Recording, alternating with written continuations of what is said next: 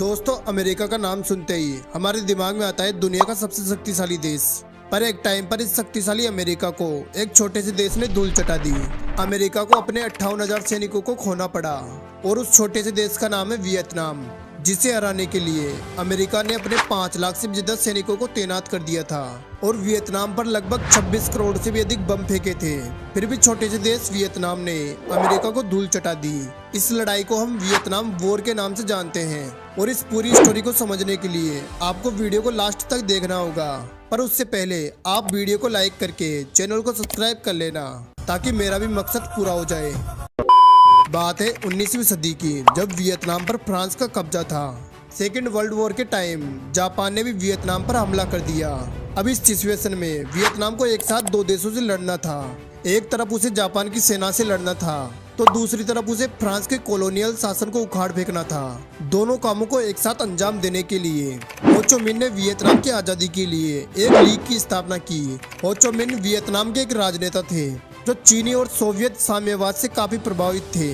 दूसरे विश्व युद्ध में जापान की हार के बाद जापान की सेना वियतनाम से निकल गई। जापान के निकलने से वियतनाम पर बाओ डाई का कब्जा हो गया, जिन्होंने फ्रांस से पढ़ाई की थी और उनको फ्रांस का समर्थन प्राप्त था। यानी वियतनाम पर फ्रांस की कठपुतली सरकार का शासन था। हो ची मिन्ह को वियतनाम पर कब्जा करने का मौका मिला। उनकी वियत मिन्ह सेना ने हनोई के उत्तरी शहर पर कब्जा कर लिया और उसे लोकतांत्रिक गणराज्य नाम करार दिया। हो ची मिन्ह को वहां का राष्ट्रपति बनाया गया। फिर फ्रांस की मदद से बाओ ने उस क्षेत्र को फिर से अपने कब्जे में करने के लिए एक मुहिम छेड़ी। जुलाई 1949 में उन्होंने वियतनाम राज्य का गठन किया। साइगोन को उसकी राजधानी बनाई गई। दोनों चाहते थे कि वियतनाम का एकीकरण हो, लेकिन सिस्टम को लेकर उनके बीच मतभेद था।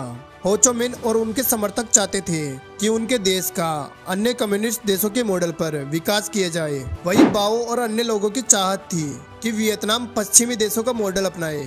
अब जानते हैं कि अमेरिका ने इस फिल्म में एंट्री कैसे मारी।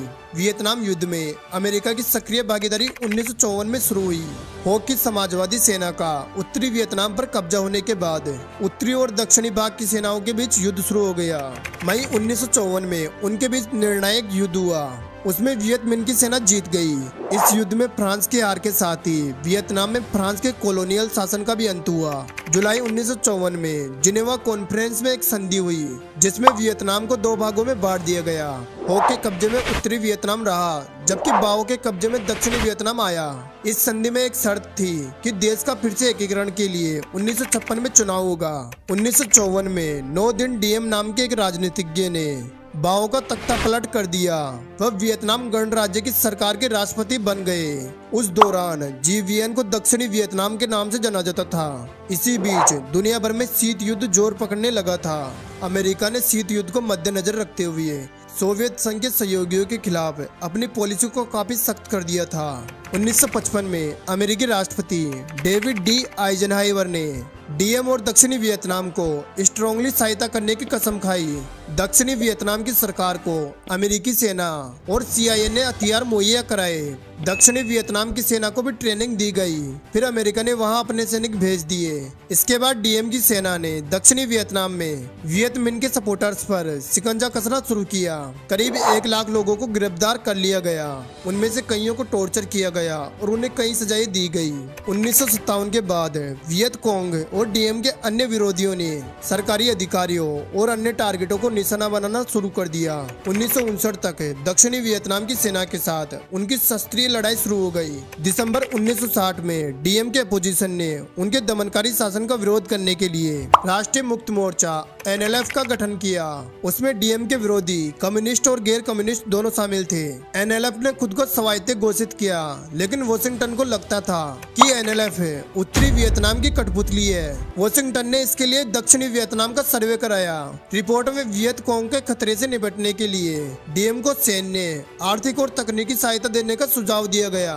वैसे तो 1954 में ही अमेरिकी सैनिक वियतनाम में पहुंच गए थे, लेकिन उस समय उनकी तादाद 800 से कम थी। 1962 तक उनकी तादाद 9000 हो गई।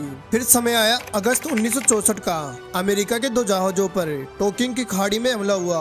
इसके बाद अमेरिका ने उत्तरी वियतनाम में बदले की कार्रवाई के तौर पर बमबारी का आदेश दिया। अगले ही साल अमेरिकी जहाजों ने वियतनाम में बमबारी शुरू कर दी। वियतनाम में अमेरिका ने इस ऑपरेशन का नाम ऑपरेशन थंडर रखा। मार्च 1965 में जॉनसन ने वियतनाम युद्ध में और सैनिकों को भेजने का फैसला लिया। जॉनसन ने वियतनाम में सैनिकों की संख्या बढ़ाकर करीब 1.5 लाख कर दी। वियतनाम में अमेरिका की ओर से खूब बमबारी होने लगी।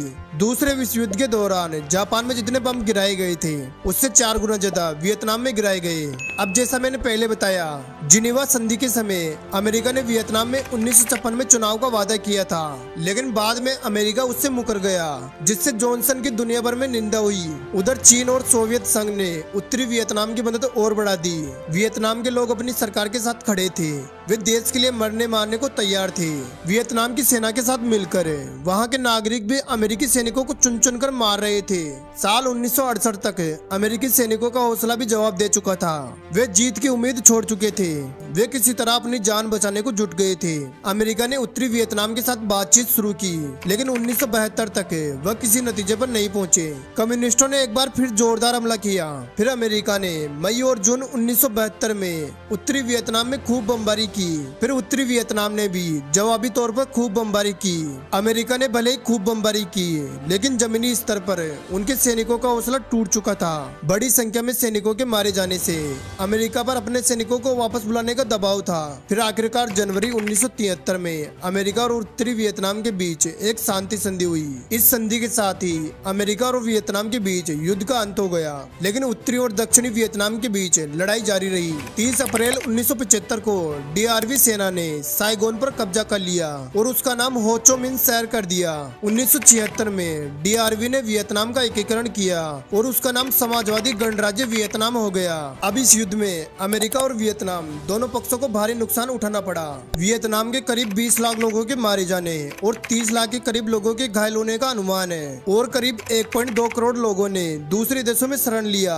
अमेरिका को अरबों डॉलर खर्च करना पड़ा और उसके करीब 58,000 सैनिक मारे गए। अब दोस्तों, ये थी वियतनाम वॉर की पूरी कहानी जो मैंने आपको बताई। और अगर आपको इस वीडियो से कुछ भी नया सीखने को मिला हो तो वीडियो को लाइक करके चैनल को सब्सक्राइब जरूर कर लेना, ताकि मेरी भी घंटों की मेहनत बेकार ना जाए।